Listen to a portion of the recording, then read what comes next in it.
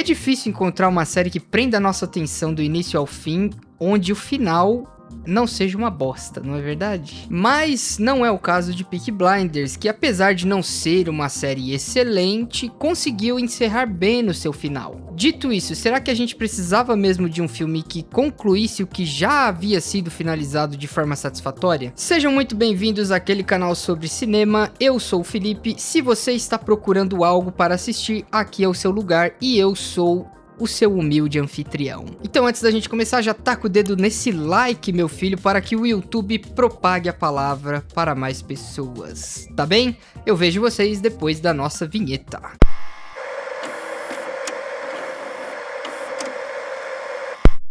Peaky Blinders: The Immortal Man, ou O Homem Imortal, é o longa-metragem que dá continuidade à história da série Peaky Blinders, encerrada em 2022. O filme foi dirigido por Tom Harper, que já havia trabalhado em episódios da série original, enquanto o roteiro foi escrito por Steven Knight, o criador do universo Peaky Blinders. A produção marca o retorno de Cillian Murphy ao papel de Tommy Shelby, líder da família Shelby e figura central da franquia desde o início da série. A história se passa durante a Segunda Guerra Mundial, aproximadamente 6 anos após os eventos da sexta temporada. Tommy Shelby é forçado a sair de seu isolamento quando uma conspiração ligada à Alemanha nazista ameaça não apenas sua família, mas também a estabilidade do Reino Unido. Ao mesmo tempo, o filme explora sua relação com Duke Shelby, personagem que ganha importância na nova fase da franquia. Para quem acompanhou as 6 temporadas de Peaky Blinders, o Homem Imortal funciona como o capítulo final da trajetória de Tommy Shelby, encerrando uma história iniciada em Birmingham logo após a Primeira Guerra Mundial e concluída agora sob a sombra da Segunda Guerra Mundial. Eu comecei a acompanhar a série quando estava estreando ali a 5ª temporada, então eu meio que peguei o bondinho andando. Entretanto, eu gostei muito do tom da série quando eu comecei a assistir.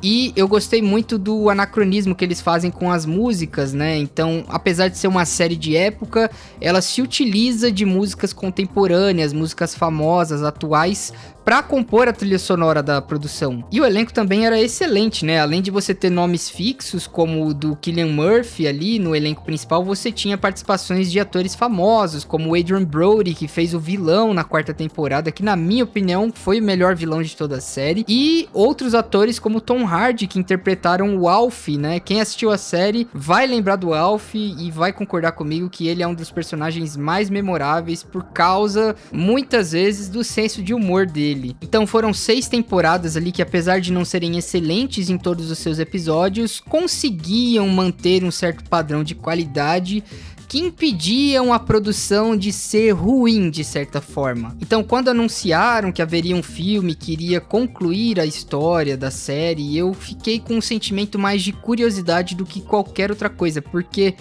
eu queria saber como é que eles iam encerrar algo que já havia sido finalizado de forma digna. E vamos lá, galera. Esse filme ele sofre de uma coisa que eu comento muito nos meus círculos pessoais, que é o seguinte: ele tem o problema do desenvolvimento off-screen, que é aquela coisa de eventos que acontecem fora da tela que serviriam para contextualizar melhor o filme. Porque o que acontece com esse filme é o seguinte: ele é um bom filme se você ignora o final da série. É a versão resumida do que dá pra definir. Eu, por exemplo, tive sentimentos mistos assistindo a ele 2 vezes, porque tem coisas que eu gosto bastante e tem coisas que eu acho que poderiam ter sido melhor trabalhadas e explicadas. Pra começar, esse filme tem um problema de edição no primeiro ato que, na minha opinião, prejudica o ritmo da história, no sentido de a cadeia de eventos parecer meio dispersa em termos de cronologia. E eu acho que eles deviam ter dado uma atenção especial pra esse segmento, porque ele é o que faz a gente se interessar pela história logo de cara. Tem muitas coisas que são apresentadas aqui pra nós em termos de contextualização que não fazem sentido com o final da série. Pra começar, temos uma regressão narrativa no Tommy. Quem assistiu a série vai entender o que eu tô querendo dizer, mas de forma resumida, sem dar spoilers. Ele esteve em busca de paz mental durante todas as temporadas da série, e o final nos entrega isso, de certa forma. Mas aqui no filme a gente se depara novamente com essa questão, mesmo ela já tendo sido resolvida lá atrás. E outra que diz respeito a um dos personagens que foi importante na série também é contraditória aqui, mas eu não vou entrar em detalhes pra não entregar demais também, né? Calma lá. E a personagem da Sophie Randall, a Ada, é uma das que mais sofre por conta dessa edição problemática do filme, e eu também acho que não fizeram jus à personagem dela, principalmente tendo em vista ao que foi desenvolvido dela no final da série. Eu diria que o filme começa a ganhar atração ali próximo do segundo ato, quando o Tommy decide agir e resolver a questão que foi posta a ele. E mesmo ele ficando apressado a partir do segundo ato por conta do problema de edição que eu comentei que acontece lá atrás,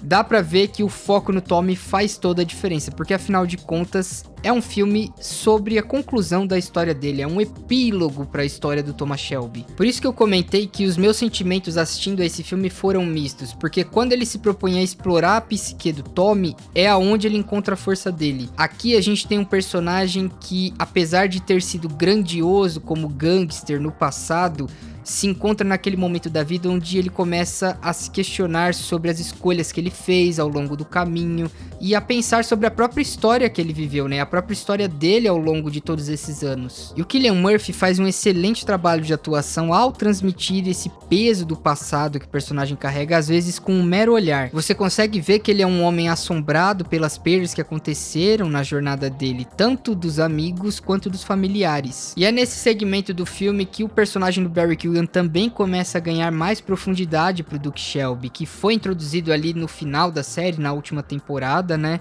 E aqui ele começa meio perdido, né, sem saber que tipo de homem ele quer ser para a família Shelby e que tipo de legado ele vai carregar, né, já que ele é o herdeiro mais lógico do Tommy por ele ser o filho mais velho dele. Então, de certa forma, eu gosto de como o arco dele vai sendo resolvido ali ao longo do filme. Eu sinto só que ele tem alguns diálogos meio genéricos ali na primeira metade do filme, no primeiro ato do filme, que é onde eu comentei que existe o problema da edição, né. Eu acho que eles poderiam ter trabalhado um pouco melhor essa parte com ele. Então, fora o primeiro ato problemático, como eu comentei, a partir do segundo ele vai, né, ganhando tração e ali na reta final se aproxima do que foi a série original, o que torna o desfecho do Tommy honroso, na minha opinião. Apesar dos tropeços, o filme consegue sim honrar o personagem do Cillian Murphy e deixa a gente com aquela sensação de missão cumprida da parte dele, sabe? Eu diria que o filme vale a pena se você quiser saber qual que é o desfecho do personagem Thomas Shelby dentro da cronologia do universo dos Peaky Blinders, já que a história vai continuar depois, né? Mas, se você não for ver mais nada desse universo, se você não quer mais saber de Peaky Blinders, eu sugiro você ficar com o final da série, porque, na minha opinião, ele é mais apropriado e você não vai sair com um gosto agridoce, né? Que nem eu saí depois de assistir esse filme. E bom, como é uma produção original Netflix, eu não preciso dizer aonde você vai encontrar esse filme pra assistir, certo? E se você for assistir, comenta aí embaixo o que você achou, porque eu quero saber se eu fui o único que teve sentimentos mistos com esse filme, porque, né, ele tem os altos e baixos dele, afinal de contas. Agora, se você está procurando outra coisa para assistir, eu vou deixar essa recomendação aqui para você dar uma olhadinha depois, belezinha? Eu vejo vocês numa próxima, naquele canal sobre cinema.